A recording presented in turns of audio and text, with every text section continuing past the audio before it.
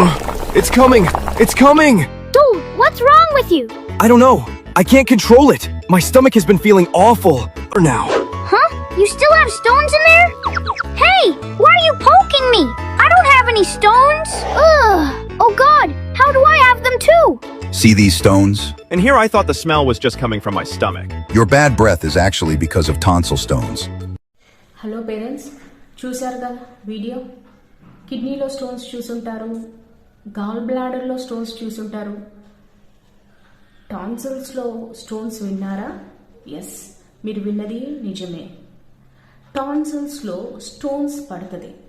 టాన్సిల్స్లో stones పడినప్పుడు మీ పిల్లలు brush చేసినప్పటికీ వాళ్ళ దగ్గర నుంచి దుర్వాసన వస్తూ ఉంటుంది. అంటే నోట్లో నుంచి వాసన వస్తూ ఉంటుంది. మీరు అనుకోవచ్చు, పిల్లలకి బ్రష్ చేయించాం కదా, ఎందుకు ఈ స్మెల్ వస్తుంది? ఈ స్మెల్ని మెడికల్ టర్మ్లో హాలిటోసిస్ అంటారు, ఫౌల్ స్మెల్లింగ్. సో ఈ హాలిటోసిస్ ఎందుకు వస్తుంది అంటే, టాన్సిల్స్లో, ఇక్కడ టాన్సిల్స్లో పిల్లలకి స్టోన్స్ పడితే, లేకపోతే వాళ్ళు తిన్నవి నైట్ బ్రష్ చేయకుండా ఆ పార్టికల్స్, ఫుడ్ పార్టికల్స్ అంతా దాని వెనకాల వెళ్ళి ఇరుక్కున్నప్పుడు అది స్టోన్స్గా ఫామ్ అయ్యి, ఇన్ఫ్లమేషన్ వల్ల స్టోన్స్గా ఫామ్ అయ్యి బ్యాడ్ బ్రెత్ వస్తుంది. అందుకోసం మీ పిల్లలకి మీరు ఏం చేయాలి?